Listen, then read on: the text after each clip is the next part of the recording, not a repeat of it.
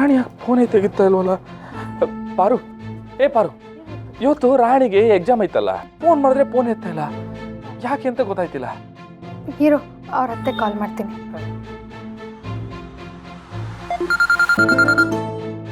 ಪಾರು, ಹಲೋ, ಹೇಗಿದ್ಯಮ್ಮ? ಅದೇನೋ ನೆನ್ಸ್ಕೊಂಡು ಫೋನ್ ಮಾಡಿಬಿಟ್ಟಿದ್ಯಾ? ಹ್ಞೂ ಆಂಟಿ, ಸ್ವಲ್ಪ ಬ್ಯುಸಿ ಆಗೋಗ್ಬಿಟ್ಟಿರ್ತೆ, ಅದಕ್ಕೆ ಕಾಲ್ ಮಾಡೋಕ್ಕಾಗಲಿಲ್ಲ. ಇದು ನಮ್ಮ ರಾಣಿ ಕಾಲ್ ಮಾಡ್ತಿದ್ದೀವಿ ಅವಾಗಲಿಂದ, ಅವಳು ಕಾಲ್ ರಿಸೀವ್ ಮಾಡ್ತಿಲ್ಲ. ಯಾಕಂటే ಎಲ್ಲಿದ್ದಾಳವಳು? ಓ, ರಾತ್ರಿ ಎಲ್ಲ ಓದ್ತಾ ಇದ್ಲು ಪಾಪ. ನೋಡ್ತೀನಿರಮ್ಮ. ಹಾಂ, ನೋಡಿ.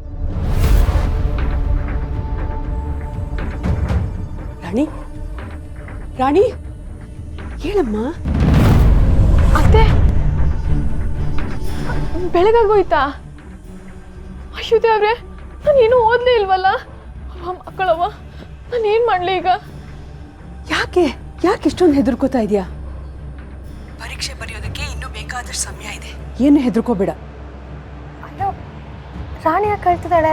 ಆಂಟಿ ಆಂಟಿ, ಅತ್ತೆ, ಯಾರ ಫೋನಲ್ಲಿ? ನಿಮ್ಮ ಅತ್ತಿಗೆ ಫೋನ್ ಮಾಡಿದ್ದಾಳೆ. ಅಳ್ತಾ ಇದ್ದಾಳಂತ? ಯಾಕತ್ತೆ? ಇರೋ 5 ನಿಮಿಷ ಇರು, ನಾನು ಈಗಲೇ ಬರ್ತೀನಿ. ಮಾಸಿಕ ಮಾವ, ನೀನು ಯಾಕೆ ಗಾಬರಿ ಆಗ್ತಿದ್ಯಾ? ಅವಳು ಪರೀಕ್ಷೆ ಬರೆಯಕ್ಕೆ ಹೋಗದೆ ಮಲ್ಕೊಂಬಿಟ್ಟಿದ್ದಾಳೆ ಅಂತ ಅಳ್ತಿದ್ದಾಳೆ ಅಷ್ಟೇ, ಏನೂ ಆಗಿಲ್ಲ. ನಾನು ಮಾತಾಡ್ತೀನಿರು. ಅಲೋ ಅದಕ್ಕೆ. ಹಲೋ ರಾಣಿ. ಅದಕ್ಕೆ ನಾನೇನು ಓದಲಿಲ್ಲ, ಮಲಗ್ಬಿಟ್ಟಿದ್ದೆ. ರಾಣಿ ನೋಡು, ಏನೂ ಆಗಿಲ್ಲ, ತೊಂದರೆ ಏನೂ ಇಲ್ಲ. ಈ ಟೈಮಲ್ಲಿ ಟೆನ್ಷನ್ ಆಗೋದಲ್ಲ ಕಾಮನು. ಅದೇ ಟೆನ್ಷನ್ನ ಎಕ್ಸಾಮ್ ಅಲ್ಲಿ ಕ್ಯಾರಿ ಮಾಡ್ಕೊಂಡು ಹೋಗ್ಬೇಡ. ರಾಣಿ, ಮಕ್ಕಳ ಒಂದು ಕುಂಕುಮ ಕೊಟ್ಟಿದ್ನಲ್ಲ ನಾನು, ಅದನ್ನ ಹಣೆಗೆ ಹಚ್ಕೊಳ್ಳವ. ರ್ಯಾಂಕ್ ತೆಗಿತೀಯ ನೀನು?